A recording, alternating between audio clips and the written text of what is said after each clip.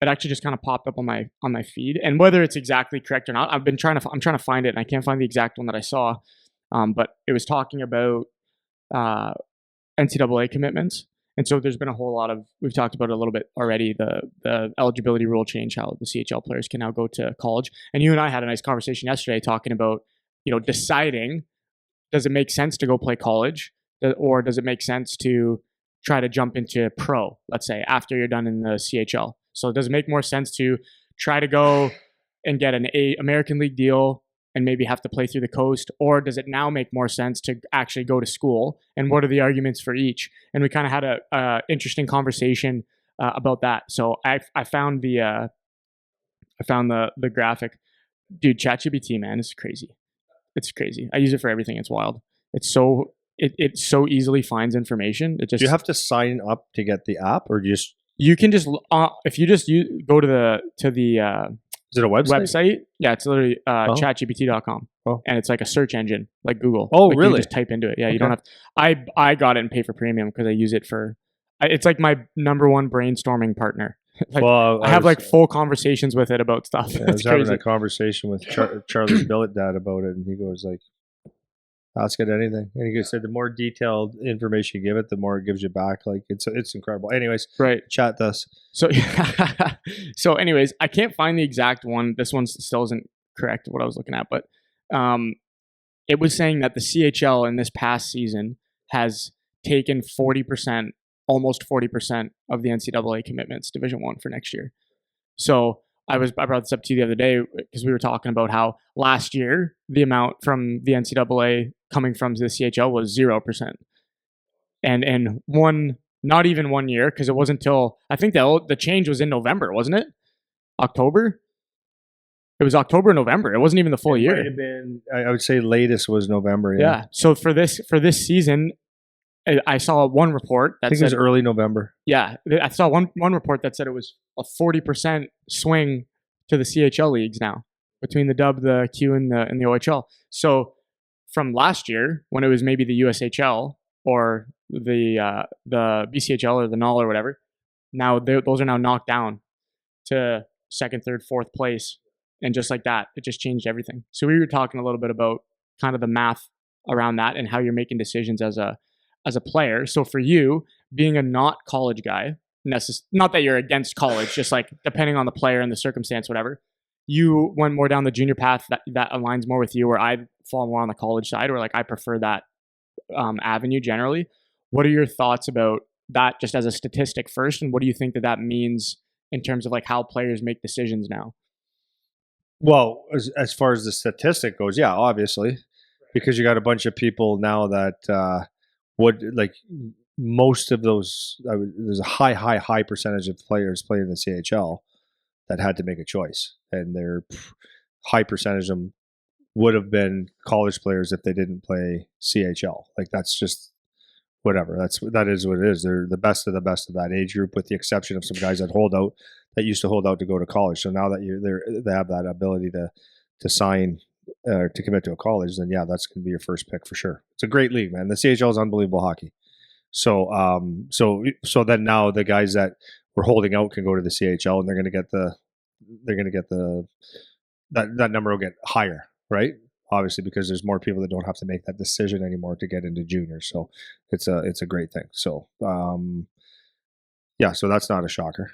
So for the players though, like if you're and you can put it doesn't have to be like generic either. You can put your personal opinion into it as well. Like if you're a kid that really, really wants to pursue playing as a pro, do you think it's like, based on this statistic and just the way things are going, is it like do whatever you can to get to the CHL now? Because there's no risk now. Right. There's zero risk to play in the OHL. Right. So if you want to play for, your dream is to play for North Dakota, Boston College, Michigan, whatever it is, there's a zero risk to play in the OHL now. So of course you're going to go. Right, but would you recommend that people try to get there as a primary objective when they're starting their junior years? Like, is that like you mean for 16? Sure. Like, so for like, I'll give you a little more context. I'm thinking of like a US kid who before it would have been like, I'm going to play high school, play a year or two in the USHL, and then I'm going to go to college. Let's take that as an example. would you say, like, your opinion, like, try to get to the OHL? Or do you think it doesn't matter? Do you think it doesn't matter? No, it doesn't matter. I mean, I think in one way, if you're, for example, if you're a first round pick and you know you're a first round pick, right, a really high pick that's going to have a faster path to the National Hockey League, I think you're probably, why wouldn't you just go to the OHL? I mean, but that makes sense. But anybody else after that, I think your path, like, this is, I don't like it. Okay, I don't necessarily like it, and that's just me because I'm not a college guy. No, what I'm going to say is the reality is you have more time than you think. So if you play in the OHL at 16 or 17, that's when guys typically would want to do it because you get in there early, longer, all that shit. That's good if you're, but now you could come in at 18, 19. So as long as a team is willing to say, just want to put the best players on the ice or whatever, if you play 18, 19 in an overage year, that's still a pretty good career. So if you wanted to play North American League, USHL, and develop until you get good enough, which there's guys that are good enough at 18, or when they got drafted, the 16-year-old here, this guy was a third round pick. This guy didn't get picked, or he's a 12th round pick. Doesn't mean he's always going to be better. So maybe if this guy catches up and is better now, he can play in the league, and he just happens to be 18, and it's not like the team only has 1 year with him. So then they could prolong their development. And if you're whatever, you can develop for another 3-4 years in college, which is good. So at 24 years old, 23, 24 years old, you can be, which is basically when you're kind of ready to be a pro. If you're going to be a pro, it's really good timing. So is there a rush to get to the OHL? Not necessarily, depending on who you are. And if you develop and all that stuff, by 20 years old, you'll have a scholarship somewhere, and which is good. Does that make sense? It does. Yeah. So I'm thinking of an example with one of the guys that we train that he was started the year in the null, and then the rule change happened, and I remember he called me and he was like I don't really know what to do, because now he was saying, like, I could have went and tried to play in the Q last year and I didn't because I wanted to keep eligibility. Now I'm in the null, and now is like the null kind of irrelevant because so I get this is the thing that I think is going to start happening, where players, because it even happens at younger ages, like everyone's chasing like the better league, the better team, the better. So the necessity of jumping from the null to the USHL, or the USHL to the OHL, or to BC, whichever way you want to cut it. It's like, what would you say to players as just general advice trying to trek that path of going to, let's say, to get to the OHL or to play at the highest level that they can play at?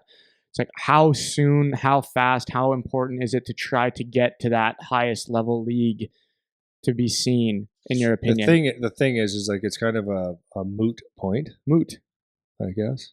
You ever see Friends, the show Friends? Show? You know the show Friends? TV show? Yeah. You ever hear the joke where they talk about the moot point? No. So you know Joey, the character Joey from Friends? He's like kind of a dummy. Yeah, he's dumb. And he's funny. Yeah. He was in a conversation and he goes, yeah, it's a moo point. Moo? Moo. And they're like, what? Moo point? He's like, yeah, it's like a cow's opinion. It doesn't matter. That's funny. Anyways, that's funny. It's a moot point. Yeah. Go ahead. Yeah, it's a moot point because you have to get there. Like, you don't just say, okay, I got to get there as fast as I can. You have to be good enough. Do you know what I mean? Like, it's you don't just get drafted in the first round or first 3 rounds in the OHL because you want to real bad. You have to get drafted. You have to be good enough. So there's a basic or foundational skill level smarts hockey player that if you're not there yet, then you can't chase that yet. So and this is what I would always say is like, so what's your next level, right? If you were not drafted in the OHL, let's say, or the CHL, there's probably a reason. And one of the reasons might be every scout and every GM's an idiot. And it could be a reason. But as of right now, no one thinks you're good enough. As of right now, it's going to be really tough to make it. So what is your next level that you think that you can handle, and just be really, really good at that age? Do you know what I mean? At that level, and then you get your chance to move up. But so whatever level it is that you can play well, then you get a chance to move up. It's no different than a guy that plays in the OHL, CHL. Like, you could say, okay, I want to go to CHL and get a scholarship. Well, okay, first of all, and then the NHL or whatever, or the CHL to the NHL. I want to skip the whatever pieces in between. Okay, that's fine. But before you get a scholarship, before any school comes up to you and talks to you, in the OHL, you have to be a really good player. Like, you still have to be really, really, really, really good, dominate at something, and you have to open up some eyes in order for a team to say, like, we're interested in you, just like anything else. So it's always good to plan ahead, to look ahead and tell yourself what you want, but don't forget what you're doing today and be the best at it, even if it's not your favorite place to be. Mm-hmm. Right? So. Yeah.